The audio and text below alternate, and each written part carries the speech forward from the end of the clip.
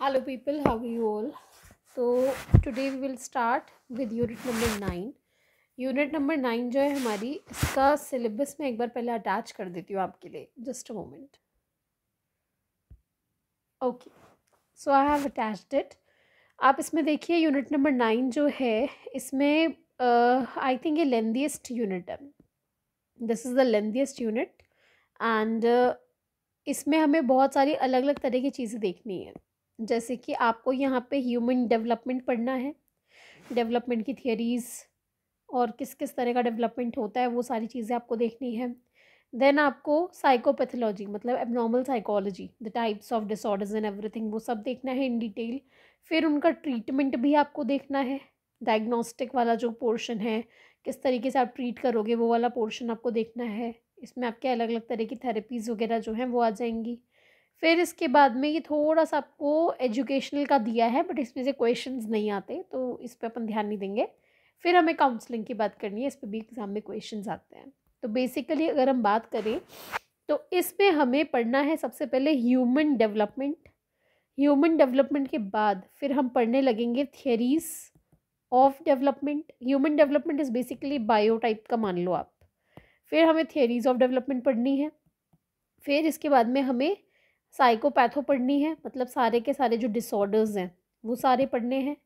फिर हमें थेरेपीज़ पढ़नी है और थेरेपीज़ के बाद हमें काउंसलिंग पढ़नी है. तो मैं कोशिश करूँगी कि 5 वीडियोस में मैं सारा कवर करवा दूँ.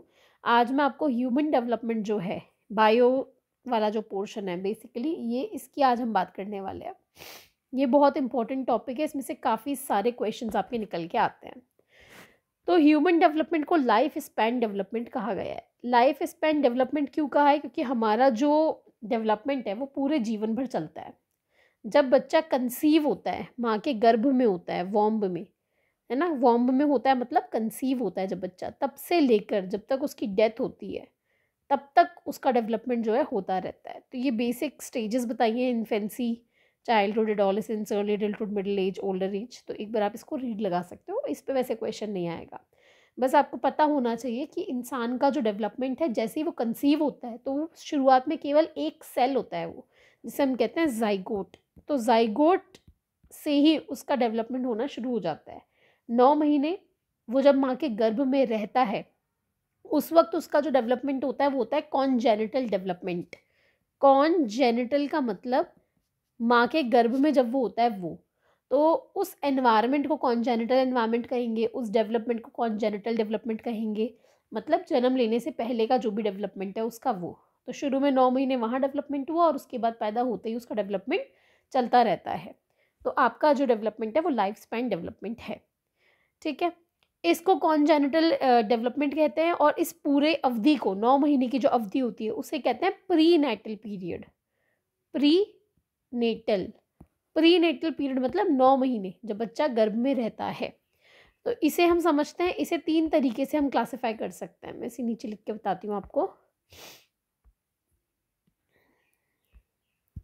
जो प्री नेटल पीरियड है, 9 महीने की जो अवधि है, उसे हम 3 स्टेजेस में बांट सकते हैं. सबसे पहला आता है जर्मिनल पीरियड. ये इंपॉर्टेंट है, इसमें एग्जाम में पूछा जाता है आपसे. जर्मिनल पीरियड जो होता है जब बच्चा एक तरीके से गर्भ में आया और गर्भ में आने के बाद जब वो इम्प्लांट होता है प्लासेंटा में, वो पीरियड जो होता है वो आपका जर्मिनल पीरियड होता है. इसमें केवल एक सेल रहता है, उस एक सेल को कहते हैं जाइगोट. 1 हफ्ते बाद जो है ये यूटेरस तक जाता है और यूटेरस की लाइनिंग पे इम्प्लांट हो जाता है. दूसरी जो स्टेज होती है वो होती है एम्ब्रायोनिक. अब ये थोड़ा सा डिवाइड होता है, डिवाइड होके ये एम्ब्रायो बन जाता है, भ्रूण बन जाता है. ये होता है लगभग 8 वीक्स का समय. तो मतलब 8 वीक से पहले का जो समय है वो आपका जर्मिनल है, 8 वीक्स के बाद वाला आपका एम्ब्रायोनिक स्टार्ट हो जाता है. इस समय मिसकैरेजेस के चांसेस बहुत ज़्यादा रहते हैं. और फिर इसके बाद में आता है फीटल स्टेज. 8 हफ्ते के बाद से बर्थ तक का जो समय है वो, ये वाला जो टाइम है आपका फीटल डेवलपमेंट है. अब वो पूरा फीटस बन गया है, अब उसका जो सेक्स है वो भी डिटरमाइन हो गया है कि लड़का है कि लड़की है। तो इसीलिए इस समय पे थोड़ा सा फिर हम कोशिश करते हैं सोनोग्राफीज वगैरह ना हो, क्योंकि उसमें वो भ्रूण जांच हो जाती है और कुछ लोग उसकी हत्या भी कर देते हैं, फीमेल फीटिसाइड्स कर देते हैं। तो वो चीज़, तो ये प्री नटल पीरियड को 3 तरीके से डिवाइड किया है, जर्मिनल, एम्ब्रायोनिक और फीटल।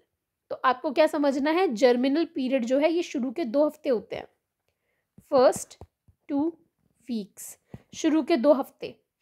इसमें क्या होता है, इसमें जो सेल होते हैं वो बेसिकली एक सिंगल जाइगोट होता है हमारा, वो होता है और वो धीरे धीरे धीरे धीरे डिवाइड होता जाता है, धीरे धीरे डिवाइड होता है। इसको हम कहते हैं ब्लास्टोसाइट होना। ब्लास्टोसाइट का मतलब बार बार डिवाइड होना, ब्लास्टोसाइट बार बार वो डिवाइड होगा। ठीक है, फाइन। इसके बाद आपका आया एम्ब्रायोनिक फेज। एम्ब्रायोनिक फेज में अब जो एम्ब्रायो होता है वो 2 से 8 हफ्ते का हुआ, और इसमें ऑर्गन्स जो हैं वो बन जाते हैं हमारे, काफ़ी सारे ऑर्गन सिस्टम बन जाता है। और यहाँ पे बहुत ज़्यादा क्रिटिकल पीरियड होता है, ये क्रिटिकल या सेंसिटिव पीरियड होता है ये। इसमें टेराटोजन से बच के रहना पड़ता है। टेराटोजन्स क्या हैं ये मैं आपको भी बताऊंगी। फिर इसके बाद में आपका फीटल डेवलपमेंट हो गया, जब बच्चा जो है वो पूरा फीटस बन जाता है। 8 हफ्ते से 9 महीने का जो पूरा टाइम पीरियड है फीटस। अब और अच्छा बेटर डेवलपमेंट होगा, धड़कन वगैरह सब चीज़ें जो हैं वो और बेटर वे में जो है डेवलपमेंट हो जाएगा उसका। ठीक है, फाइन। और क्या समझना है, और हमें समझना है टेराटोजेंस। तो ये देखिए टेराटोजेंस क्या है। टेराटोजेंस बेसिकली एनवायरमेंटल एजेंट्स होते हैं जो एक बच्चे को, जो माँ के पेट में है, उसको एडवर्सली अफेक्ट करेंगे। ठीक है, ये बच्चे को हार्म पहुंचाते हैं। जैसे कि इसमें क्या आ जाएगा, इसमें कुछ दवाइयाँ, ड्रग्स आ जाते हैं। जैसे अल्कोहल अगर माँ लेती है या कुछ वैसे ही ड्रग्स ले रही है ना, टोबैको ले रही है, और कुछ कुछ दवाइयाँ ऐसी होती हैं जो वो भी उनको हार्म कर सकती हैं। इसलिए कोशिश करते हैं प्रेगनेंसी के टाइम पे तो भाई खांसी जुकाम कुछ भी, किसी भी तरह की दवाइयाँ ना ली जाएं। इन्फेक्शंस होते हैं कुछ कुछ, ये इन्फेक्शंस जो है इनकी वजह से भी बच्चा जो है माँ की गर्भ में उसको हार्म हो सकता है। ठीक है, इसके अलावा कुछ फिजिकल एजेंट्स हैं जैसे radiations, hypothermia, environmental toxins, mercury, lead, ये सारे। इसके अलावा माँ की खुद की कंडीशन, जैसे कि अगर बहुत ज़्यादा डायबिटीज़ है या कोई ऑटोइम्यून डिजीज़ है या PKU है, ये कुछ कुछ चीज़ें जो है बच्चे के लिए टेराटोजन साबित हो सकती हैं, ये बच्चे को बहुत ज़्यादा हार्म कर सकती हैं। तो ये आपको पता होने चाहिए टेराटोजन्स जो है ये क्या है। ठीक है, इसके अलावा और हमें क्या देखना है, और हमें देखना है, ये मैंने आपको डेवलपमेंट बता ही दिया, इस तरीके से डेवलपमेंट होता है।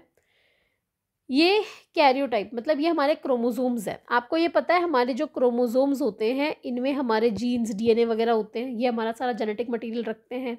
हमारे पेरेंट्स से हमारे अंदर ये क्रोमोसोम्स आते हैं। एक इंसान के अंदर टोटल 23 पेयर्स ऑफ क्रोमोसोम्स होते हैं। पेयर्स मतलब जोड़े में, आप देखो ये 2 है ना, 1 2 1 2 1 2 ऐसे करके टोटल 23 है। ये 22 और ये लास्ट है 23rd, ये लास्ट है 23rd। आप नोटिस करो मेल फीमेल में शुरू के 22 बिल्कुल सेम है, लेकिन जो 23rd है वो दोनों में अलग है। मेल के अंदर जो 23rd क्रोमोसोम होता है वो होता है XY और फीमेल के अंदर होता है XX। तो बेसिकली XY और XX यही डिटरमाइन करता है कि लड़का है या लड़की है, वरना बाकी के 22 जो क्रोमोसोम्स हैं हमारे वो बिल्कुल एक जैसे होते हैं। इसीलिए उन शुरू के 22 को हम ऑटोसोम्स भी कहते हैं। ऑटोसोम्स मतलब वो जो कि हमारे सेम है, और जो लास्ट का 23rd होता है उसको जर्म सेल भी कहते हैं कई बार, और वैसे उसको आप सेक्स क्रोमोसोम कहोगे, सेक्स क्रोमोसोम। तो यानी कि हमारी बॉडी में जितने भी सेल है, हर सेल के अंदर 23 पेयर्स ऑफ क्रोमोसोम रहते हैं। पेयर्स मतलब 2 है ना, 2 के जोड़े रहते हैं, यानी कि कुल मिला के 46 क्रोमोसोम्स हमारे अंदर रहते हैं। 23 पेयर्स मतलब कि 46 क्रोमोसोम्स हमारे हर सेल के अंदर होते हैं। एक नॉर्मल ह्यूमन की हम बात कर रहे हैं। अगर ये 46 के बजाय कम या ज़्यादा हो जाए तो उसकी वजह से हमें डिसऑर्डर्स होंगे, हमें कुछ तकलीफ़ें जो हैं वो देखने को मिलेंगी। वो भी हमारे एग्जाम में आता है। क्रोमोसोमल एनोमैली टॉपिक है, ये यूनिट नंबर 4 में आपके सिलेबस में लिखा हुआ था, वो हम अब कवर करेंगे। तो ये बहुत ज़्यादा ज़रूरी है कि हमारी बॉडी में 46 क्रोमोसोम्स जो हैं वो रहें, और वो 46 जो है बिल्कुल हेल्दी क्रोमोसोम्स हो। क्योंकि कई बार क्या होता है होते 46 हैं लेकिन वो ब्रोकन होते हैं या कुछ और तकलीफ उनमें होती है, तो उसकी वजह से भी हमें डिसऑर्डर्स जो हैं वो हो सकते हैं। तो ये हमें ध्यान रखना है। अच्छा, एक और चीज़, हमारा डेवलपमेंट होता किस तरीके से, उसके 2 प्रिंसिपल्स हैं। ये आपने सब पढ़ा हुआ है सारा यूजी-पीजी में, 2 प्रिंसिपल्स ऑफ डेवलपमेंट।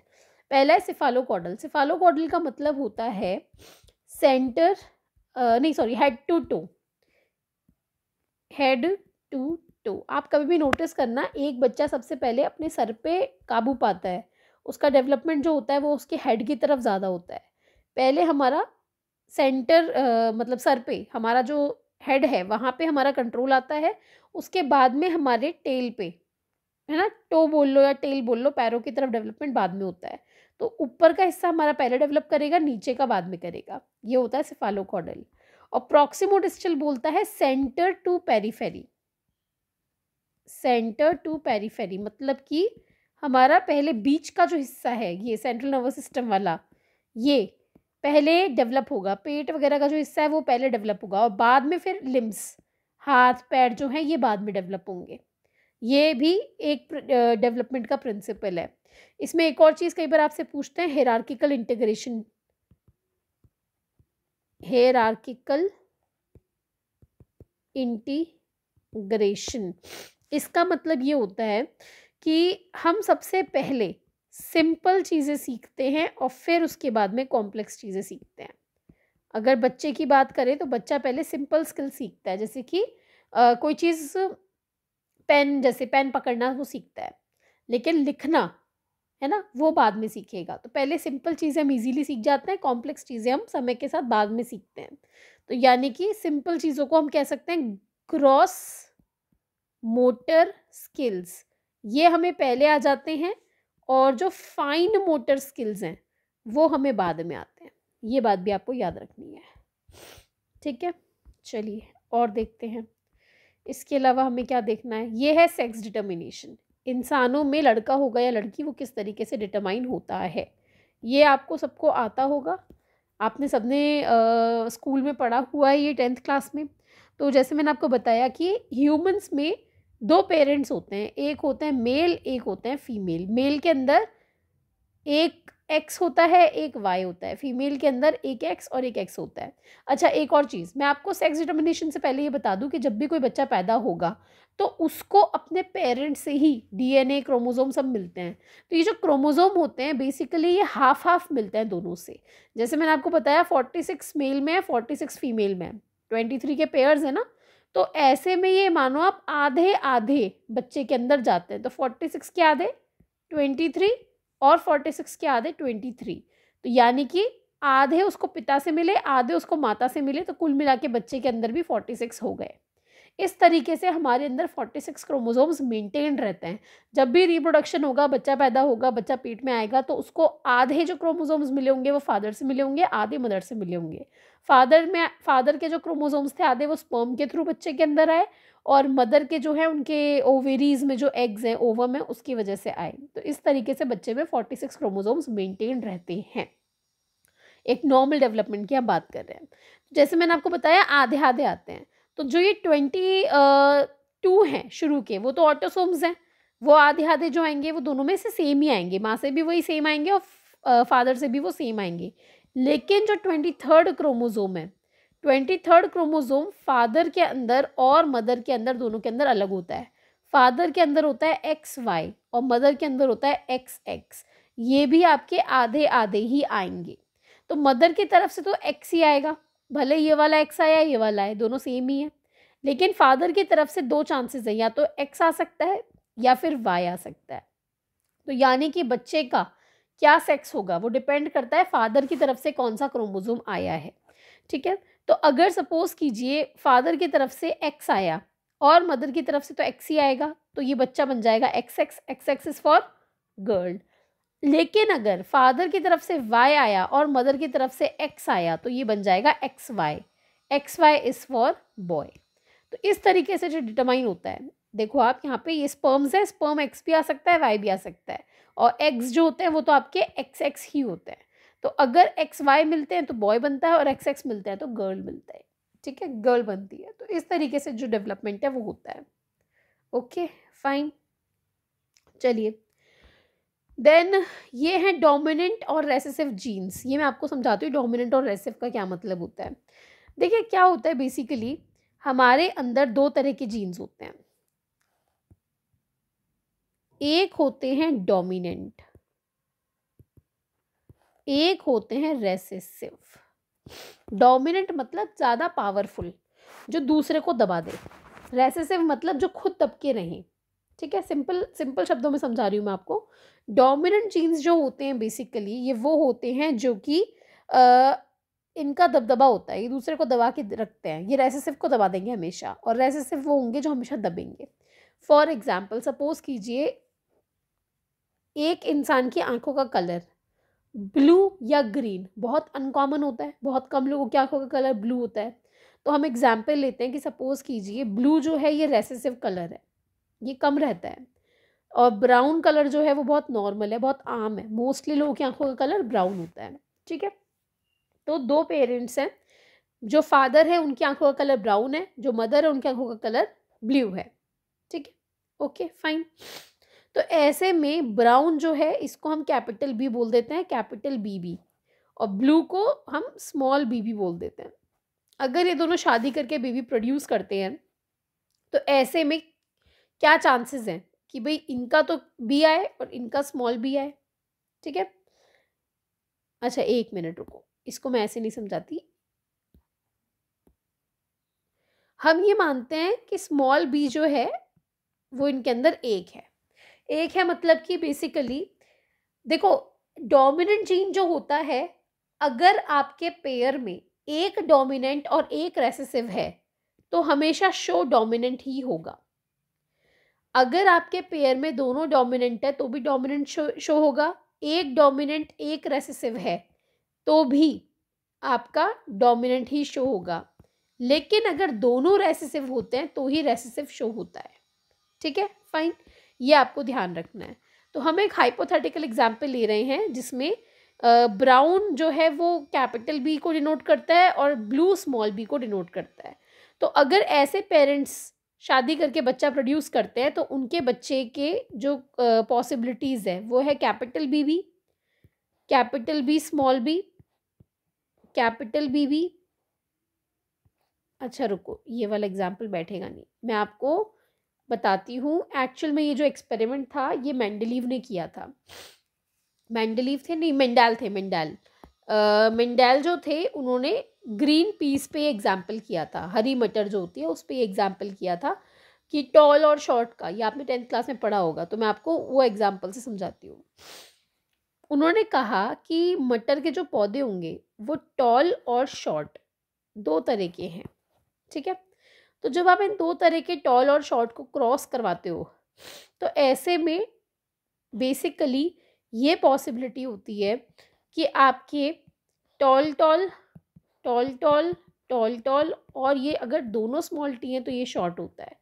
तो यानी कि 4 में से एक शॉर्ट होगा और 3 आपके टॉल होंगे।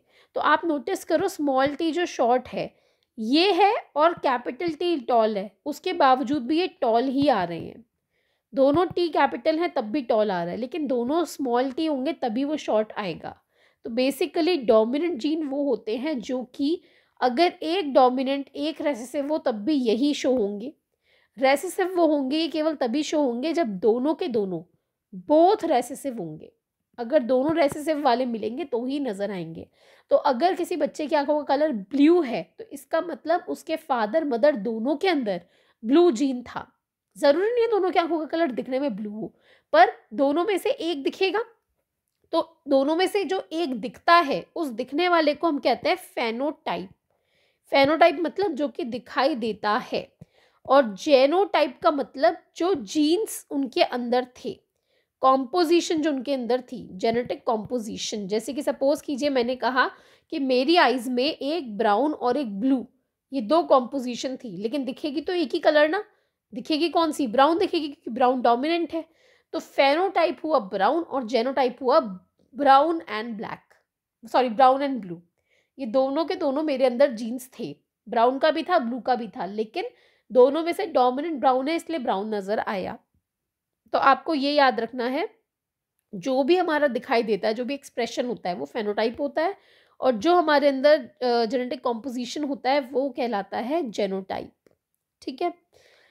अच्छा, एक और चीज़ मैं आपको बताती हूँ, अगर दोनों सेम हैं तो उसे हम कहते हैं होमोजाइगस,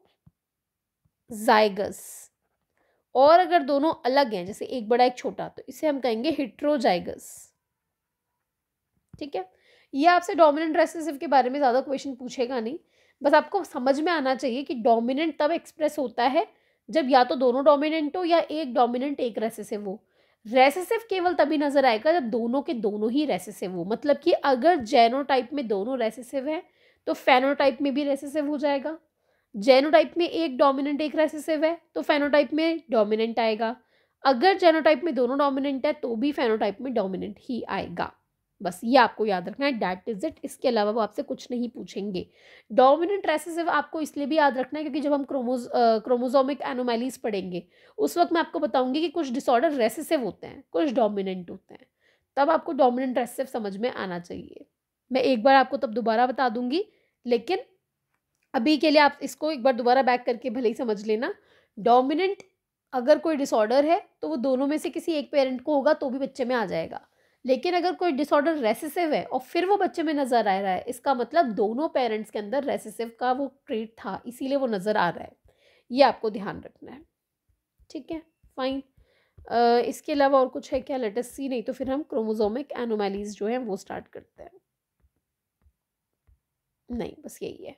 तो कंजेनिटल एनोमैलीज मतलब वो बीमारियां, वो स्ट्रक्चरल या फंक्शनल एबनॉर्मैलिटीज जो कि बच्चे को जब वो गर्भ में था उस समय वो हो जाती हैं, वो कॉन्जेनिटल होती हैं। ठीक है।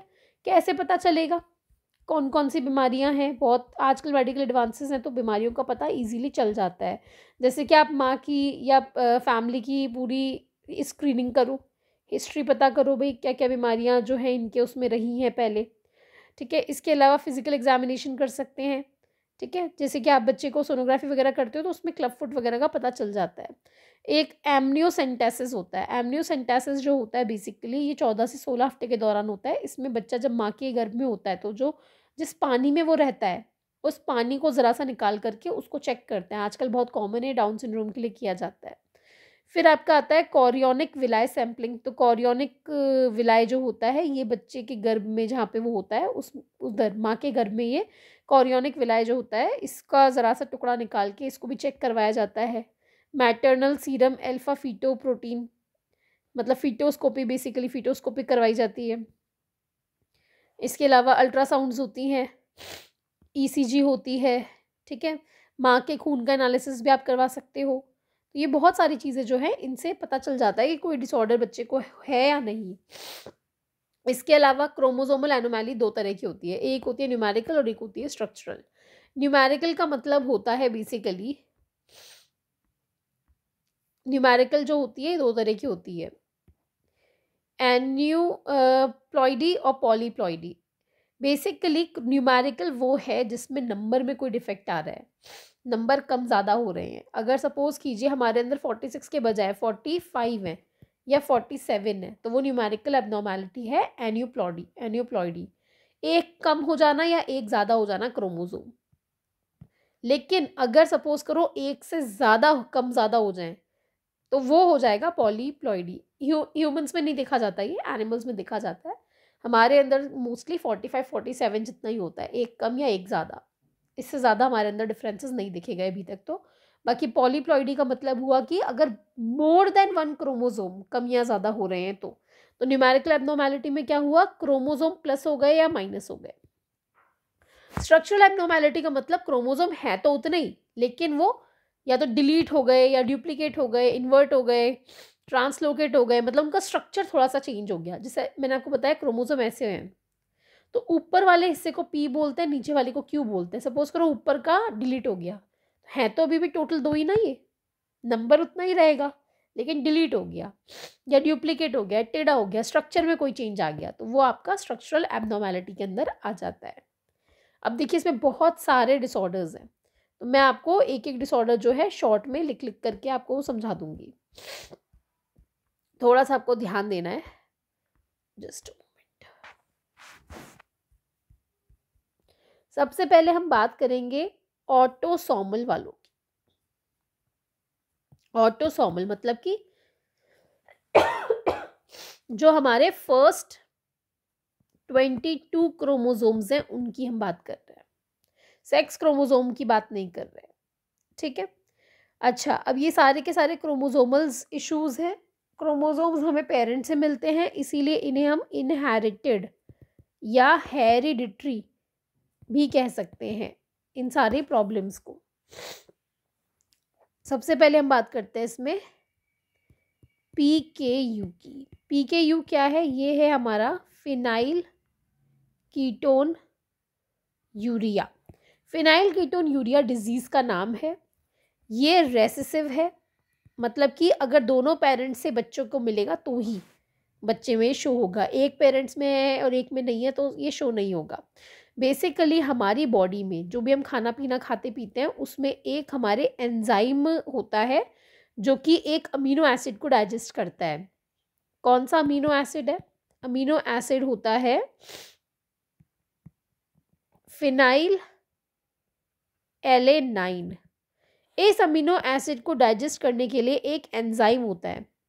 ये जो एंजाइम है ये हमारे इस फिनाइल एलेनाइल को डाइजेस्ट करेगा। आप जब भी कुछ खाना खाते हो, कुछ प्रोटीन्स वगैरह आप लेते हो, तो उसमें ये फिनाइल एलेनाइन जो है ये अमीनो एसिड हमारी बॉडी में होता है, ज़रूरी भी होता है शरीर के लिए। लेकिन कोई भी चीज़ अगर हमारी बॉडी में बहुत ज़्यादा बढ़ जाए तो डैट इज़ नॉट करेक्ट। तो इसको डाइजेस्ट करने के लिए जो एंजाइम होता है वो होता है फिनाइल एलेनेस। तो ये फिनाइल एलेनेस जो है अगर ये हमारे शरीर में नहीं है या कम है तो ऐसे केस में ये phenyl alanine amino acid digest नहीं हो पाता, ये ख़त्म नहीं हो पाता। ये हमें मिलता है मोस्टली मिल्क प्रोडक्ट से, दूध वगैरह से, इन सब प्रोडक्ट से हमें ये मिलता है। तो ऐसे में उस बच्चे में इसकी मात्रा बहुत ज़्यादा बढ़ जाएगी और उसकी वजह से क्या होगा? उसकी वजह से बच्चे में से माउसी ओडर आएगा, चूहे की सी बदबू आएगी उस बच्चे में से, ठीक है। इसके अलावा वो जो बच्चा होगा उसके चेहरे पे अनइवन पिगमेंटेशन होगी, धब्बे धब्बे होंगे। इसके अलावा उस बच्चे को सीजर्स आएंगे, फिट्स आएंगे, दौरे पड़ेंगे। इसके अलावा इंटेलेक्चुअल डिसेबिलिटी होगी, वो बच्चा मंदबुद्धि होगा, वो जो बच्चा होगा वो मंदबुद्धि होगा, ठीक है। उसमें कहीं ना कहीं जो लर्निंग एबिलिटी है वो कम होगी। तो ऐसे में क्या किया जाता है, अगर शुरू में पता चल जाए तो बच्चे की डाइट बहुत स्ट्रिक्ट रखते हैं, उसको मिल्क प्रोडक्ट्स बिल्कुल नहीं देते ताकि उसके अंदर ये चीज़ इकट्ठी ही ना हो। तो इस तरीके से बच्चे का ध्यान रखा जाता है। तो इसीलिए टेस्ट पहले करा लिए जाते हैं। अगर दोनों पेरेंट्स को PKU है, मतलब PKU उनके अंदर कैरियर है, ज़रूरी नहीं है वो डोमिनेंट हो, दोनों के अंदर अगर रेसेसिव है तो जैसे मैंने कहा अगर दोनों में रेसेसिव है तो बच्चे के अंदर डोमिनेंट होने के चांसेस बहुत ज़्यादा हैं। तो इसीलिए हम कोशिश करते हैं कि ठीक है ऐसे में वो दोनों पेरेंट्स शादी ना करें। और अगर करते हैं बाई चांस कई बार पता नहीं होता और शादी कर ली और वो बच्चे के अंदर रेसेसिव डिसऑर्डर शो हो गया तो ऐसे में फिर क्या करना पड़ेगा? ऐसे में फिर हमें उस बच्चे का शुरू से बहुत ज़्यादा डाइट का ध्यान रखना पड़ेगा कि वो बच्चा इस तरह की चीज़ें ना खाए, ठीक है, फाइन। और कौन कौन से डिसऑर्डर्स हैं? तो एक आपका आएगा sickle cell anaemia. Sickle cell anaemia क्या है? ये भी रेसेसिव है। हमारे जो रेड ब्लड सेल्स होते हैं वो इस तरीके से होते हैं, गोले गोले से। लेकिन इस डिसऑर्डर में क्या होता है, कई बार हमारे जो ये होते हैं टूटे हुए होते हैं ऐसे। सिकल, किसान जो खेती करता है वो इस तरह का एक रखता है, क्या बोलते हैं इसको? सिकल बोलते हैं इसको इंग्लिश में। तो इससे वो काटता है फसल, तो इस तरह के शेप के ये हो जाते हैं और इसकी वजह से ये हमारे ब्लड वेसल्स में इजीली मूव नहीं कर पाते। इसकी वजह से हमारी बॉडी में ऑक्सीजन की कमी हो जाती है, दर्द होता है बहुत ज़्यादा, स्वेलिंग्स आ जाती हैं, टिश्यू डैमेज हो जाते हैं इसकी वजह से, एनीमिया हो जाता है, खून की कमी, ये सारी चीज़ें जो है ये हमें हो जाती हैं, ठीक है। ये सिकल सेल एनीमिया है। और कौन कौन से डिसऑर्डर्स हैं देखते हैं। आपका आएगा इसमें टाई सैश डिजीज़। इसमें क्या होता है? इसमें बेसिकली हमारा सेंट्रल नर्वस सिस्टम जो होता है वो डिजेनरेट होता है। ये भी रेसेसिव है। लगभग 6 महीने के आसपास बच्चे में स्टार्ट हो जाता है, और बच्चे की जो मसल्स वगैरह है वो बहुत पुअर रहती है, ढंग से बॉडी डेवलप नहीं हो पाती, बच्चा अंधा हो सकता है, बहरा हो सकता है, इस तरह की चीज़ें जो है उसमें हो जाती है, और ये ज़्यादा समय तक जी भी नहीं पाते। ये बच्चे जो है बहुत कम समय तक जी पाते हैं, 3-4 साल मुश्किल से। देन आपका आता है हंटिंगटन डिजीज़। हंटिंगटन डिजीज़ जो है, हमारे शरीर में अगर ग्लूटामेट ग्लूटामेट एक आपका ये है न्यूरोट्रांसमीटर, अगर ये बहुत ज़्यादा हो जाए तो उसकी वजह से ये होता है। ये डोमिनेंट डिसऑर्डर है। डोमिनेंट मतलब अगर दोनों पेरेंट्स को होगा तो ही ये बच्चे में आएगा, दोनों में से, और नहीं सॉरी, डोमिनेंट है मतलब दोनों पेरेंट्स को हो या दोनों में से किसी एक को हो तो भी हो जाएगा, ठीक है। रेसेसिव नहीं है ये। रेसेसिव तब शो होता है जब दोनों को होगा कंपल्सरीली तो ही आएगा। डोमिनेंट वाला वो है अगर दोनों में से किसी एक को भी है तो भी इसके होने के चांसेस बहुत ज़्यादा होते हैं। तो हंटिंगटन में क्या होता है, मस्कुलर कोऑर्डिनेशन जो होता है वो सही से नहीं होता। किसकी वजह से होता है, ये होता है हंटिंगटन जीन की वजह से, HTT की वजह से, ठीक है, फाइन। ये हमारा जो 12th नंबर का क्रोमोसोम होता है उससे रिलेटेड है ये आपको ध्यान रखना है। ये सारे के सारे इनहेरिटेड है, पेरेंट्स से हमारे अंदर आ रहे हैं। एक और है आपका मार्फन सिंड्रोम, ये सारा आपको याद करना है। मार्फन सिंड्रोम भी डोमिनेंट है। इसमें क्या होता है, बहुत ज़्यादा लंबे शरीर हो जाता है, हाथ पैर बहुत लंबे हो जाते हैं, लेकिन दिल में डिफेक्ट होते हैं, आंखों में भी एबनॉर्मेलिटी होती है लेंस वगैरह में लेकर के, तो ये कुछ कुछ इसमें प्रॉब्लम रहती है, मतलब हाथ पैर बहुत ज़्यादा ओवर लंबे हो जाते हैं, ठीक है। ये कुछ कुछ मैंने आपको नॉर्मल जो है वो डिसऑर्डर्स बताए, और मैं एक बार चेक कर लेती हूँ इसके अलावा कोई है क्या, नहीं तो फिर मैं आपको आगे दूसरे डिसऑर्डर्स बताऊंगी। ये सारे के सारे वो हैं जो कि सेक्स क्रोमोसोम से रिलेटेड नहीं है, सारे के सारे ऑटोसोमल है। हाँ, इसमें वो भी तो रह गए अभी, डाउन सिंड्रोम वगैरह। ये एक सेकंड में बताती हूँ आपको। Down syndrome most important. Down syndrome होता है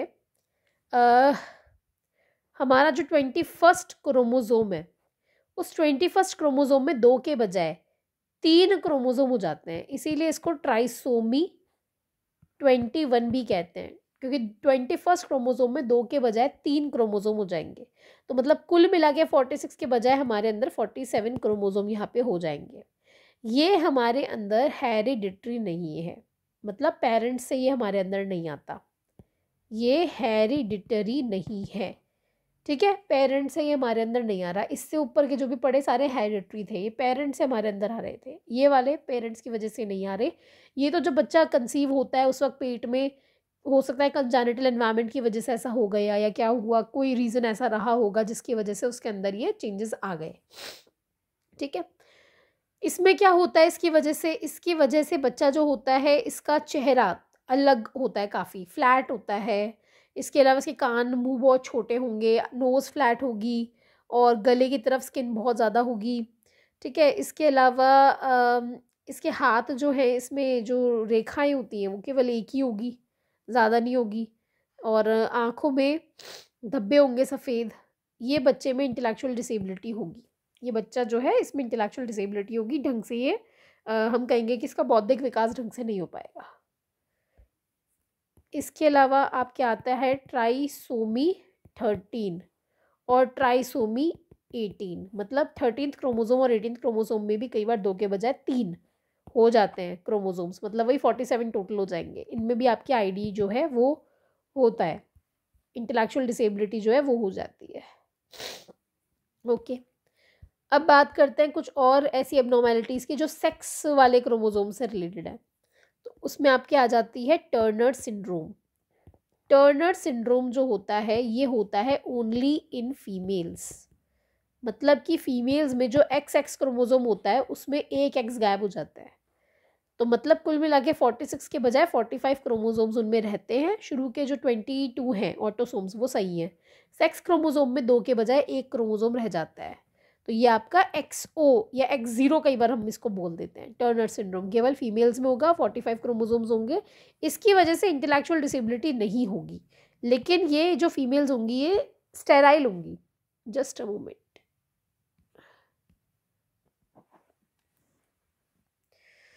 Okay, I was on a call.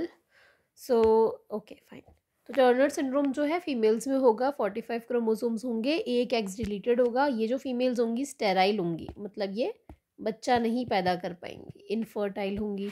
इसके अलावा इनको हार्ट में भी इश्यूज़ रहेंगे, हार्ट इश्यूज़ इनको होंगे, और बहुत ज़्यादा शॉर्ट स्टैचर इनका रहेगा, हाइट वगैरह बहुत शॉर्ट होगी। इसमें इंटेलेक्चुअल डिसेबिलिटी नहीं होगी, इंटेलेक्चुअल डिसेबिलिटी नहीं है इसमें, नॉर्मल रहेंगे ये लोग। ठीक है फाइन। ये कुछ कुछ चीज़ें जो हैं ये हम देखते हैं, और मतलब लगभग 5 साल के आसपास समझ में आ जाता है कि कुछ गड़बड़ है, हाइट वगैरह जो है बहुत ज़्यादा जो है छोटी इनकी रह जाती है। ओके, आगे बात करते हैं। इसके बाद क्लाइन फेल्टर सिंड्रोम, क्लाइन फेल्टर्स सिंड्रोम, ये जो है ये मेल्स में होता है। हमने सुना मतलब पढ़ा कि मेल्स में XY होना चाहिए, पर कई बार मेल्स में XXY हो जाता है, मतलब एक एक्स्ट्रा X, तो कुल मिला के 47 क्रोमोसोम्स उनके अंदर हो जाता है। तो ऐसे में इन मेल्स को भी इंटेलेक्चुअल डिसेबिलिटी नहीं होगी, नॉर्मल रहेंगे, लेकिन इनमें स्टेराइल होंगे ये भी। ठीक है, इनमें स्टेराइल होंगे, इनका बहुत ज़्यादा टॉल स्टेचर रहेगा। ठीक है, हाइट वगैरह जो है बहुत ज़्यादा लंबी रहेगी। थोड़े से इनके अंदर फेमिनिन कैरेक्टरिस्टिक ज़्यादा देखने को मिलेंगे, क्योंकि एक एक्स्ट्रा हो गया ना इनके अंदर, तो वो चीज़ जैसे मतलब आप देखोगे तो इनका बियर्ड ग्रोथ वगैरह काफ़ी पुअर होगा। ठीक है, ये कुछ कुछ चीज़ें फीमेल्स की तरह इनके प्यूबिक हेयर होंगे, ऐसी कुछ कुछ चीज़ें इनमें हमको देखने को मिलेंगी, लेकिन इंटेलेक्चुअल डिसेबिलिटी यहाँ पे नहीं होगी। एक होता है triple x syndrome, triple x syndrome, तो ट्रिपल एक्स मतलब 2 के बजाय 3X हो जाते हैं फीमेल्स में। ठीक है, तो इसमें क्या होगा, 2 के बजाय 3X हो गए, तो टोटल 47 क्रोमोसोम्स जो है ये हो जाते हैं। ये कई बार पता भी नहीं चलता। ठीक है, क्योंकि इसमें कोई मेडिकल रिस्क ऐसा सच होती नहीं है, तो ये बहुत कम समझ में आता है।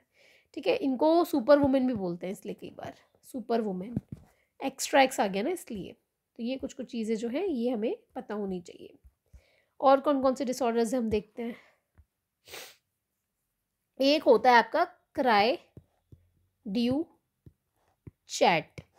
क्राई ड्यू चैट जो होता है ये जीन डिलीशन की वजह से होता है, मतलब यहाँ पे क्रोमोसोम्स आपके 46 ही रहेंगे, लेकिन जो 5th क्रोमोसोम का जो पी वाला पोर्शन है, मैंने आपको बताया था ऊपर वाला पी होता है नीचे वाला क्यू होता है, तो जो ऊपर वाला है 5th वाले का वो डिलीट हो जाता है। मतलब रहेंगे तो 46 ही, लेकिन वो डिलीट हो जाएगा। तो जिन बच्चों में ये होता है, वो जो बच्चे होते हैं इनकी बहुत ज़्यादा हाई पिच क्राई होती है, इनकी आवाज़ बहुत ज़्यादा पैनी होती है, हाई पिच क्राई।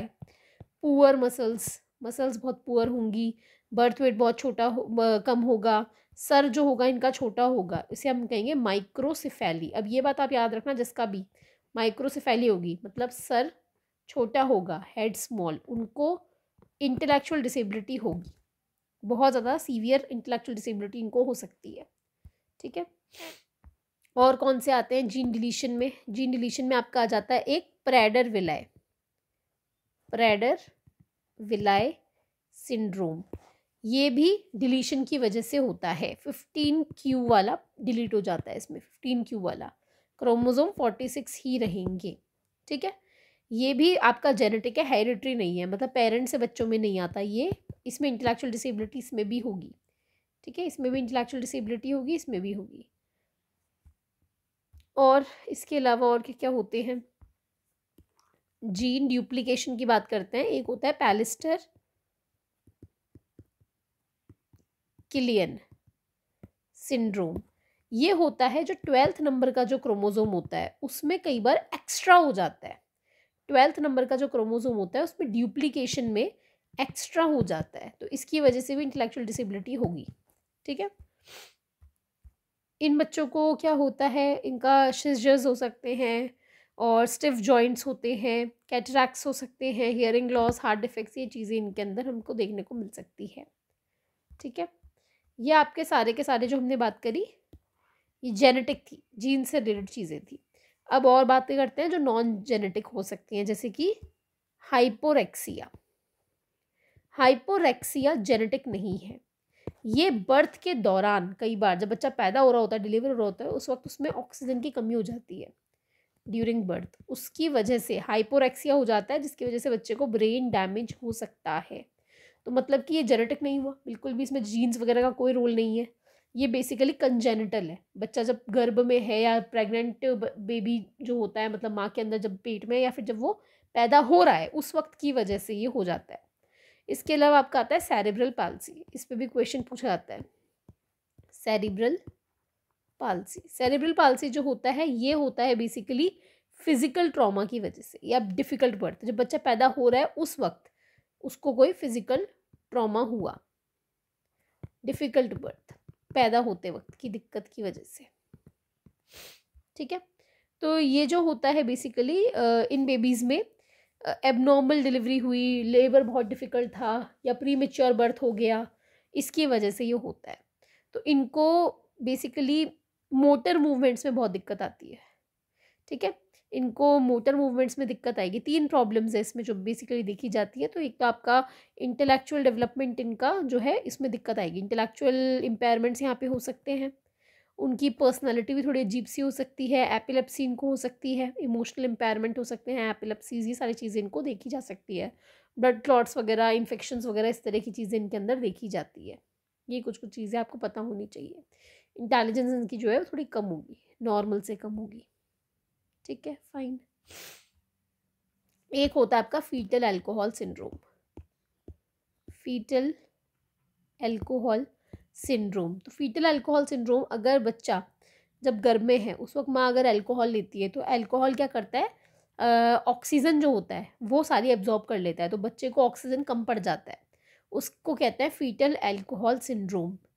ठीक है, ये जो बच्चे होते हैं इनका फेस बहुत इरेगुलर सा होगा, और इनके अपर लिप्स बहुत पतले से होंगे, तो इनको आप देख के थोड़ा सा आइडेंटिफाई कर सकते हो कि कुछ गड़बड़ इनमें है। हाइपर एक्टिव हो सकते हैं बच्चे, इनका इंटेलेक्चुअल डिसेबिलिटी इनको होगी, इनका क्योंकि माइक्रोसेफेली हो जाती है। माइक्रोसेफेली मतलब सर छोटा रह जाता है, तो सर छोटा है तो इंटेलेक्चुअल डिसेबिलिटी इनको होगी।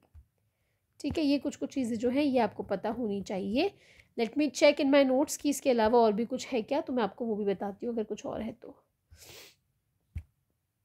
ये आपको डिसऑर्डर्स जो है सारे के सारे याद रखने हैं, ये एग्जाम में पूछते हैं।